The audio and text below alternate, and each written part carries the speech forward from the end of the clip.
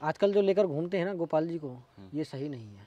तो भगवान ने कहा कि यहाँ पर पानी कहाँ से आएगा। अब ठाकुर जी ने जो है हाथ से ही कुआं खोद दिया। ये चरण पादुका है, बहुत प्राचीन लग रही बहुत है। प्राचीन है ये। तो महाराज जी कितनी की पुरानी है ये, कोई अंदाजा? राधे राधे दोस्तों, एक बार फिर से आपका स्वागत है हमारे YouTube चैनल ट्रैवल मिरर पर। मैं साहिल बिश्नोई आपका स्वागत करता हूं। दोस्तों आज मैं आपको एक ऐसे प्राचीन स्थान पर लेकर आया हूं। जब ठाकुर जी की बारात नंदगांव से आती है तो सबसे पहले इस स्थान पर आती है। यहाँ पर है दाऊ जी का मंदिर जो ऊंचा गाँव में है। यहाँ पर रास होता है। फिर उसके बाद ठाकुर जी यहाँ से श्रृंगार करके शादी वाले स्थान पर जाते हैं। तो चलिए हम आपको अंदर जाकर दाऊ जी के दर्शन करवाते हैं, फिर जानेंगे यहाँ की पूरी लीला के बारे में। अगर आप हमारे चैनल पर नए हो तो हमारे चैनल को सब्सक्राइब कर दीजिएगा। आपको अंदर लेके चलते हैं और दर्शन करवाते हैं दाऊ जी के। काफ़ी प्राचीन मंदिर लगता है, इसके द्वार से भी आपको अंदाज़ा लग गया होगा। अंदर है दाऊ जी का मंदिर जो बहुत प्राचीन है, लगभग 400-500 साल पुराना बताया जा रहा है। जो ठाकुर जी की बारात आती है वो सबसे पहले नंदगांव में यहाँ पर आकर रुकती है। फिर यहाँ पर रास होता है और रास होने के बाद ठाकुर जी यहाँ से श्रृंगार करके शादी वाले स्थान पर जाते हैं जहाँ पर भगवान श्री कृष्ण और ललिता सखी का विवाह होता है। अब ये देखिए ये मंदिर है दोस्तों। अभी हम आपको पहले दर्शन करवाते हैं। तो दोस्तों हम पहुँच चुके हैं दाऊ जी के मंदिर में। आप पहले दर्शन कीजिए। यहाँ पर विराजमान है दाऊ जी और रेवती जी। दाऊ जी और रेवती जी। बीच में नीचे गोपाल जी हैं। नीचे गोपाल जी है।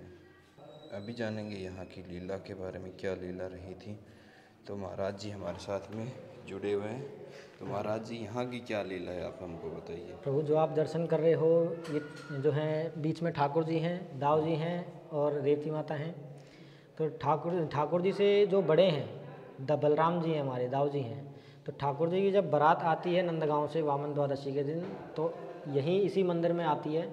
सुबह 8 बजे जो है लीला शुरू होती है, 11:30 बजे तक रास होता है। उसके बाद जो है किशोरी जी की गोद भराई होती है, ललिता सखी जी की। तो अभी जैसा कि आप बाहर देख सकते हो ये पूरा मंदिर परिसर है। मंदिर भी काफ़ी प्राचीन लग रहा है। जो इसका आर्किटेक्चर जो डिज़ाइन है वो आप देख सकते हो, बहुत प्राचीन मंदिर है। इस जगह पर जैसा कि आप देख सकते हो यहाँ ललिता सखी और विशाखा सखी, राधा रानी और कृष्ण भगवान जो है यहाँ उनका सिंहासन लगता है। इसी जगह सिंहासन लगने पर इस जगह रास होता है। सुबह 8 बजे लीला शुरू होती है और 11:30 बजे तक रास चलता है भगवान का, जिसमें कि राधा रानी, विशाखा सखी और ललिता सखी तीनों देवियाँ और भगवान कृष्ण जो हैं रास करते हैं। उसके बाद गोद भराई के बाद सखीगिरी पर्वत पर ठाकुर जी के फेरे होते हैं और इस जगह जो है सभी भक्तगण विराजमान होते हैं। इस मंदिर परिसर के अंदर ही ठाकुर जी का रास होता है। तो महाराज जी ये मंदिर कितना का प्राचीन है? ये लगभग 450-500 वर्ष पुरानी जगहें हैं। 450-500 वर्ष पुरानी जगह है। जो यहाँ की लीला है ठाकुर जी की वो द्वापर काल से। वो द्वापर काल से। तो यहाँ पर पहले सगाई होती है? हाँ, पहले सगाई होती है। सुबह 8 बजे लीला शुरू होती है। सुबह 8 बजे लीला। हाँ, जब बारात जो आती है प्रथम बार, भगवान बारात लेकर जो है यहीं आते हैं। ठाकुर जी जैसे बारात लेकर तो खैर भगवान वहाँ जाएंगे सखीगिरी पर्वत, तो भगवान जो तैयार होते हैं, भगवान का जो श्रृंगार होता है वो यहीं होता है। पर होता है। हाँ, दाऊ जी के सामने ही। दाऊ जी के सामने नंदगांव से भगवान आते हैं सभी ग्वाल वाल के साथ और इस ऊंचा गांव में यहाँ दाऊ जी के सामने विराजमान होते हैं। फिर दाऊ जी के सानिध्य में ही जो है भगवान की सगाई होती है और जो भगवान का द्वार पूजन जो होता है वो सखीगिरी पर्वत पर होता है। गोपाल जी हैं इसमें। गोपाल जी महाराज। हाँ, खुल रहा है, आप देख सकते हो। यहाँ की क्या लीला है? ये गोपाल जी हैं, ये चरण पादुका है नारायण भट्ट जी की। ये आप देख सकते हो, गोपाल जी महामंदिर में विराजमान हैं। ये नारायण भट्ट जी हैं, ये इनकी चरण पादुका हैं। चरण पादुका ये आप देख सकते हो। इनकी समाधि इसी ऊंचा गांव में ही मौजूद है आगे। तो ये चरण पादुका बहुत प्राचीन लग बहुत प्राचीन है ये। तो महाराज जी कितनी की पुरानी है ये, कोई अंदाजा? वैसे इस पर लिखा हुआ देखिए अब इसमें 1488 गोलोकवासी 1663। ये इनका जन्म है 1668 में, 1488 में और ये 1613 में। ये चरण पादुका उसी समय की है। 1600 यानी कि अब 400 साल से ऊपर हो चुकी हैं। 400-500 साल। हाँ, इनके द्वारा ही जो है ब्रज का प्रागट्य हुआ था। इस लीला के बारे में हम हमको इनकी समाधि के दर्शन जब कराएंगे, जब आपको बताएंगे इसके बारे में। तो आइए आगे चलते हैं। चलो। तो दोस्तों अभी हम आपको लेके चलते हैं नारायण भट्ट जी की समाधि पर। हम पहुंच चुके हैं नारायण भट्ट जी की समाधि पर, जानेंगे यहाँ की लीला के बारे में, क्या लीला रही थी। ये नारायण भट्ट जी की समाधि है, जिनके चरण पादुका के आपने दर्शन किए थे। हाँ। जिन चरण पादुका को पहनकर जो ब्रज में भ्रमण करते थे नारायण भट्ट जी, ये उनकी समाधि है। नारायण भट्ट जी एक ऐसे संत हैं जिनके द्वारा ब्रज का दोबारा प्रागट्य हुआ। जो आजकल भक्तगण गोपाल जी को साथ लेकर चलते हैं, प्रथम बार नारायण भट्ट जी लेकर चले थे। भगवान लड्डू गोपाल आजकल साथ में रखते हैं। उनका ऐसा भाव था कि भगवान जब देखो चले गए थे अपने धाम, देह को त्याग कर, ब्रज को छोड़कर भगवान जब देह त्याग कर चले गए तो पूरा ब्रज जल में डूब गया। जल में डूब गया। जब जल में डूब गया पूरा ब्रज, तो जब नारायण भट्ट जी ने तपस्या करी, तपस्या करने पर गोपाल जी की सेवा करते थे। उनका ऐसा भाव जुड़ा कि स्वयं गोपाल जी को वो गोदी में रखते थे, कंधे पर रखते थे, और गोपाल जी उनसे बात करते थे।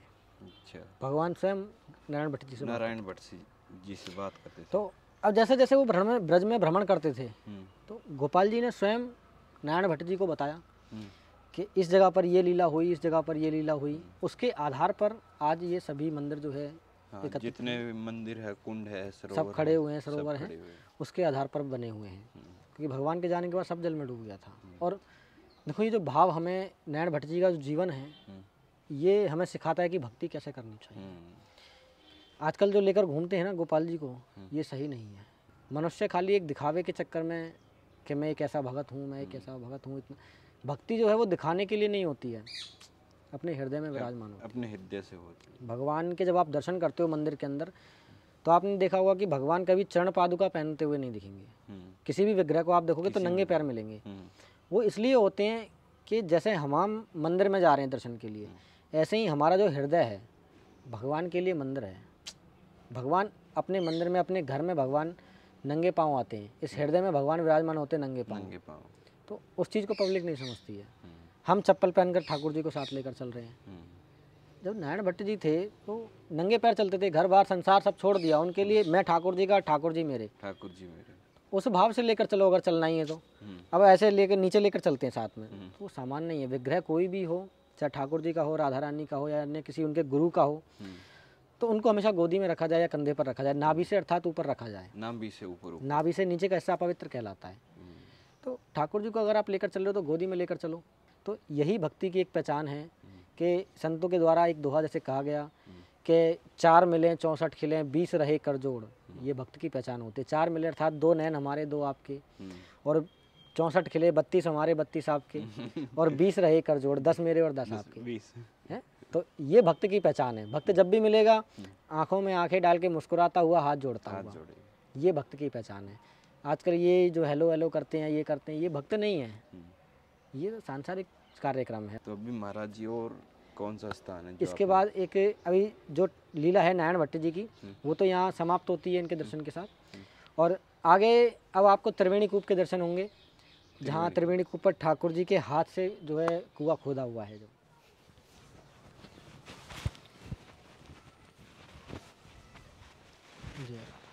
ये हो।